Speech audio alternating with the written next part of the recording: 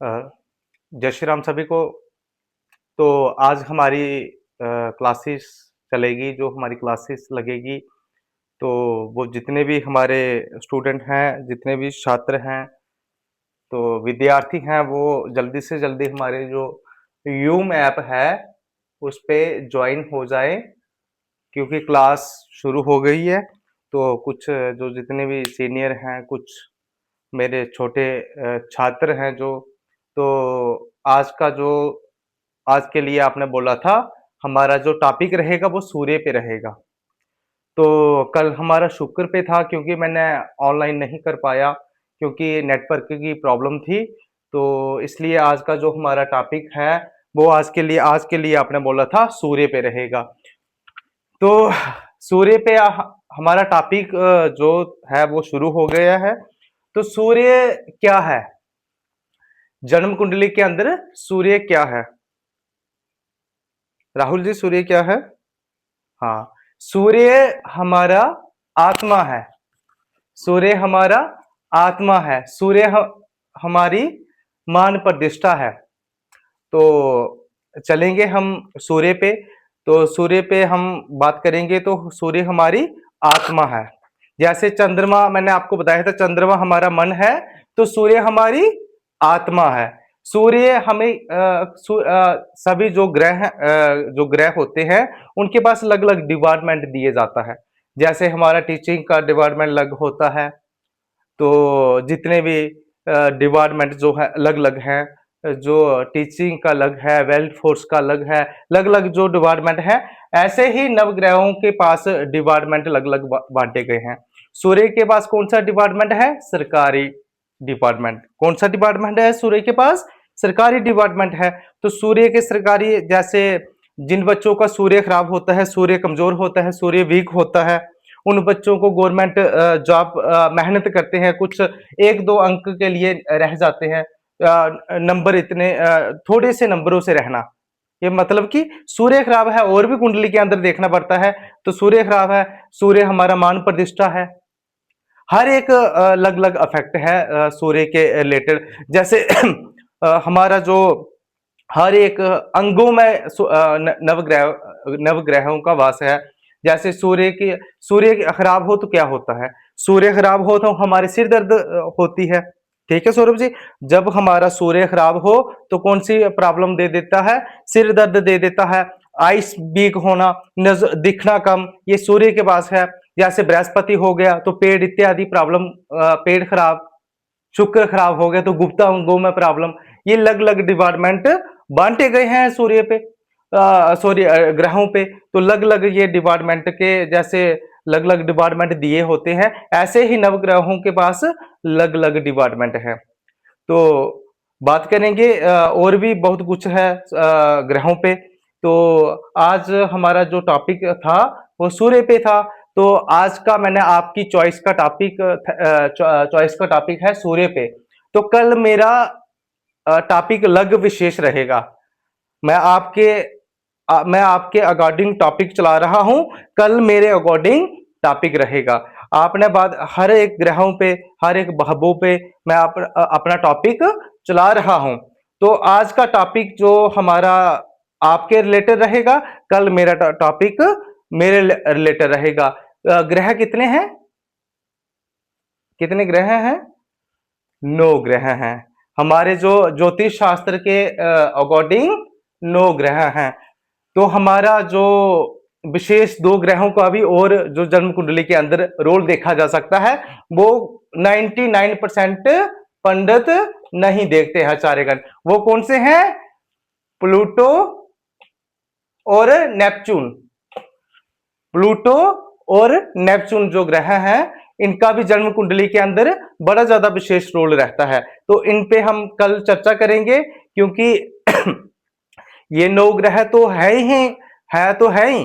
तो लेकिन जो हमारा विशेष जो टॉपिक रहेगा वो प्लूटो और कल नेपच्यून पे जो ग्रह हैं, उन पे हमारा टॉपिक मेरे अकॉर्डिंग रहेगा। सिर्फ युक्ति सिर्फ ये नहीं है, ज्योतिष सिर्फ मैं बता दूं कि 9 ग्रहों से ही नहीं देखा जा सकता है सब कुछ।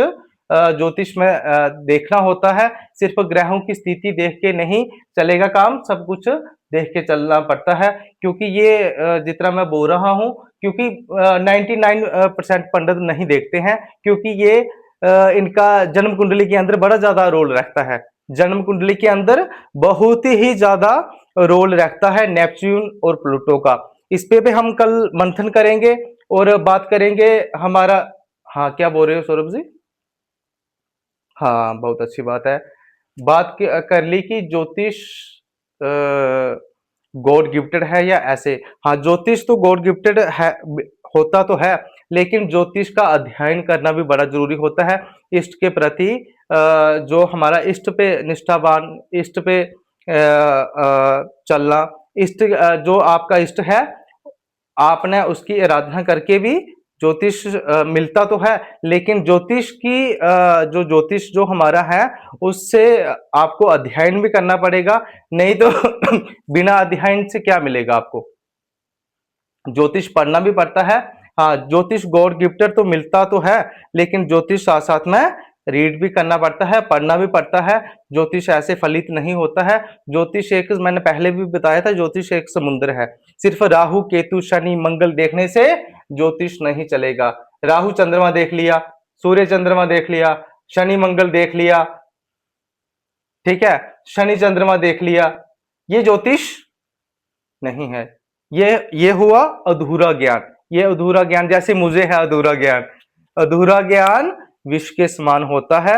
अधूरा ज्ञान घातक होता है। कुछ भी चीज आप अधूरी सीखोगे तो वो क्या होती है? विष के समान होती है। क्योंकि ढाई चीजें सीख के आप ज्योतिष का एक्सप्लेन किसी को फलादेश कैसे करोगे आप? गॉड गिफ्टेड तो आपको ठीक है, आप सीखोगे, ज्योतिष मुझे पता है, लेकिन पढ़ने से, हाँ, बड़े बड़े ऐसे जो कुछ एस्ट्रोलॉजर है, एमए बीएड पीएचडी करके बैठे हैं, फलित नहीं, फलादेश नहीं कर पाते हैं, लेकिन पढ़ना भी जरूरी होता है ज्योतिष। तो मैंने बात कर रहा था, सिर्फ राहु चंद्रमा ये चार चीजें सीख के आप ज्योतिष निर्धारित नहीं कर सकते हो। ज्योतिष एक बहुत ही ज्यादा समुद्र है। जो जो ज्योतिष है जो ज्योतिष है, वो ज्योतिष कठिन तो है, कठिन तो है, लेकिन ज्योतिष जब समझ आ जाएगा तो सरल भी बहुत ज्यादा है। क्योंकि कठिन मार्ग तो है ज्योतिष का, लेकिन ज्योतिष सभी के बस की बात भी नहीं है, और सभी के बस की ज्योतिष अध्ययन भी नहीं कर सकता है। क्योंकि ज्योतिष भी कुछ चीजों से, आपने बोल दिया कि गॉड गिफ्टेड होता है, तो ये भी मैं बताऊंगा कि कौन से ग्रह है जो ज्योतिष का अनुभव करवाते हैं, क्योंकि ज्योतिष की ओर कौन से ग्रह लेके जाते हैं, ये भी मैं आपको कल तथ्य समझाऊंगा। तो बात करेंगे हम आज सूर्य पे। तो आपने बोल दिया कि सूर्य पे टॉपिक, तो सूर्य पे बात करेंगे। और जो हमारा जो ज्योतिष, मैंने बोला कि ज्योतिष आप जितना डीपली जाओगे उतना ज्यादा आपको ये खत्म ही नहीं है, ये एंड ही नहीं है इसका, ये समुद्र है। ज्योतिष पढ़ पढ़ के खत्म ही नहीं होता है। ज्योतिष का अध्ययन कभी खत्म ही नहीं होता है। जैसे समुद्र का कोई सीमा नहीं है, ऐसे ही ज्योतिष की कोई भी सीमा नहीं है। क्योंकि ज्योतिष बड़ा ही एक, किसी को रीड करना, किसी को पढ़ना। ज्योतिष सिर्फ ये नहीं है राहु चंद्रमा देखा, शनि मंगल देखा, सूर्य बुध देखा, बुध आदित्य योग, तो सूर्य सूर्य सूर्य के साथ बुध ऐसे भी रहता है, तो उसका बच्चा है। ये ज्योतिष नहीं है। जो हमारे गुरुजी हैं वो बाहर के हैं, वो मैं नाम नहीं लूंगा उनका, वो बनारस से है। वो आज के टाइम में इतना ज्योतिष उनका फलित है, अलग अलग स्टेटों में बैठते हैं, फॉरेन कंट्रियों में, फॉरेन विदेशों में। हमारे जम्मू कश्मीर की स्टेट छोड़ के जितनी भी स्टेटें हैं, 25-26 स्टेटों में बैठते हैं। क्योंकि उनका फॉरेन तक, ऑस्ट्रेलिया, अमेरिका, इंडोनेशिया, फॉरेन जो जितने भी हमारे बाहर गए हैं, वो जितने भी लोग जो फॉरेन में सेटल हुए हैं, तो अंबानी अडानी तक उनके पास कुंडली चेकअप करवाने आते हैं। क्यों आते हैं? क्योंकि ज्योतिष की उनके पास अध्ययन है। ढाई चीजें सीखे, मेरे जैसे आप चार चीजें सीख के आप ज्योतिष का अध्ययन करोगे तो वो ज्योतिष फलित नहीं है। क्योंकि ज्योतिष का अर्थ है हमारे किसी का काम, किसी का आपने किसी को बताया, उसका काम होना चाहिए। जैसे आपने बोल दिया कि ये हमारे जो जम्मू के जो ज्योतिष थे, एस्ट्रोलॉजर थे, मैं सिर्फ उनको ही मानता हूं। तो वो थे बिहारी लाल जी। बोलते थे कल मृत्यु है तो कल की परसों नहीं होती थी, ये ज्योतिष है। कल बोल दिया कल आपकी मृत्यु है तो कल ही मृत्यु होगी, परसों उसकी मृत्यु नहीं होगी। कल आपको ये परेशानी दिक्कतें आएंगी तो वो परेशानी दिक्कतें आके ही रहती थी। ये जो और उनका ज्योतिष का मतलब है, ज्योतिष का ये अर्थ है कि किसी का आपने कुंडली आपको जिसको आपने उपाय दिया है, वो आपका उपाय भरपूर काम करना चाहिए। जब आप हम डॉक्टर के पास जाते हैं तो डॉक्टर की हमें मेडिसिन नहीं लगती है तो हम चेंज करते हैं, वैसे ही लोग फिर चेंज कर देंगे आपको। तो ज्योतिष जो भी आप उपाय दो, उनका उपाय काम होना चाहिए। ठीक है, ऐसे बोल दो, हाँ होके रहेगा काम, क्यों नहीं होगा, लेकिन आपका एक मेहनत से है, अच्छी डीपली ब्रीकी में जाना है। सिर्फ लगन चार को देख के आपने उपाय नहीं देने हैं। लगन चार्ट को, ये उपाय में भी उपाय के ऊपर भी मैं चलूंगा, और आस्ता आस्ता जो हमारा चलता रहेगा, आस्ता आस्ता डीपली जो मैं बताता जाऊंगा, फिर मैं मिलान पे आ जाऊंगा। ठीक है, तो वो उनका जो था ज्योतिष इतना फलित था कि जो बोल देते थे वही होके रहता था। आज के टाइम में कोई भी काम कठिन नहीं है, जो करने निकल जाए वो काम होता ही होता है। आज के टाइम में कौन सा काम नहीं कर सकता है? मेरे से डफर कोई था ही नहीं, मेरे से कोई डफर था ही नहीं। मैं 10th क्लास का फेलियर स्टूडेंट रहा हूं, 10th क्लास का फेल स्टूडेंट रहा हूं। मैथ मेरा फेल है, इंग्लिश मेरी फेल थी, और एसएसटी मेरी फेल थी। मुझे पता था कि कॉस थीटा साइन थीटा मेरे काम का नहीं है, बोली का करैक्टर नतल्ले का करैक्टर मेरे काम का नहीं है। मेरा एक ही मार्ग था, मैंने ज्योतिष में जाना है, मुझे अच्छे ज्योतिष का अध्ययन करना है। तो और गुरु की भी कृपा बहुत ही जरूरी होती है, क्योंकि मुझे कुछ आगे पहुंचाने तक मुझे मिल गए जिन्होंने मुझे अध्ययन करवाया। क्योंकि मेरे जो गुरु जी हैं वो बाहर के हैं, उनकी आज भी फीस 11, कितनी फीस है? 11,000 है। क्यों लेते हैं वो 11,000? उनके अंदर काबिलियत है, क्योंकि 11,000 लेते हैं, लेकिन 11,000 का काम करके भी देते हैं। जिसको उपाय देंगे ऐसा हो ही नहीं सकता उनका उपाय काम नहीं करे, वो ज्योतिष है, वो ज्योतिष है। जब आप किसी का काम करोगे तो आपके पीछे दुनिया ऑटोमेटिकली पीछे आएगी। जब आपका काम, जब लोगों का काम होता जाएगा तो लोग, दुनिया ढूंढेगी आपको। आपको नहीं जाना पड़ेगा कि किसी के पीछे, मुझे 500 पे ले जाओ, 1000 पे ले जाओ। जब मेहनत करोगे तो आपको सब कुछ मिलेगा। आज गुरु बलवान है तो चेला तो पहलवान बनेगा। गुरु जी 29 स्टेटों में बैठ सकते हैं, 27-28 स्टेटों में और फॉरेन में बैठ सकते हैं, तो चेला उनका क्यों नहीं 3-4 स्टेटों में बैठेगा? वो भी उनकी कृपा रही तो भगवान ने चाहा तो मैं अवश्य होगा। गुरु एक शिक्षा देने वाला होता है, एक गुरु मोक्ष की ओर लेने वाला होता है, एक गुरु हमारे माता पिता होते हैं। आत्मा और परमात्मा को लास्ट वाला वो गति वाला गुरु है। तो आज के लिए हमारा इतना ही रहेगा। तो हम बात करेंगे सूर्य पे, क्योंकि वीडियो भी लंबी चौड़ी हो जाएगी, और लंबी चौड़ी होने के कारण तो फिर मुझे नेट की थोड़ी सुविधा कम है।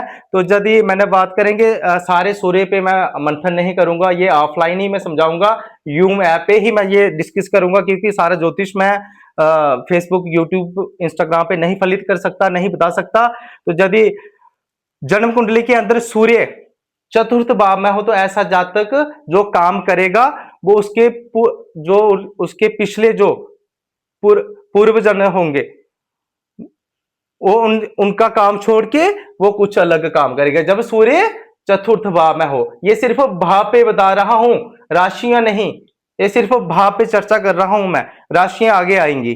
ठीक है, यदि सूर्य चतुर्थ भाव में हो तो ऐसा जातक मीठा खाने का बड़ा ज्यादा शौकीन रहता है, मीठा खाने के लिए बहुत ही ज्यादा तड़फता है। यदि सूर्य चतुर्थ भाव में हो तो ऐसे जातक का चरित्र भी खराब हो जाता है। यह भी मैं बताऊंगा क्यों होता है, ऐसे जातक का चरित्र खराब हो जाता है। यदि सूर्य 5वें भाव में जाएगा तो जातक ऐसे जातक को कहीं ना कहीं ज्वाइंट दर्द, पेट दर्द, कमर दर्द उसको अवश्य रहती है, लाइफ टाइम के लिए उसको ये दर्द रहती है। यदि सूर्य चतुर्थ पंचम में होता है तो पेट इत्यादि प्रॉब्लम भी देता है ये सूर्य पंचम का।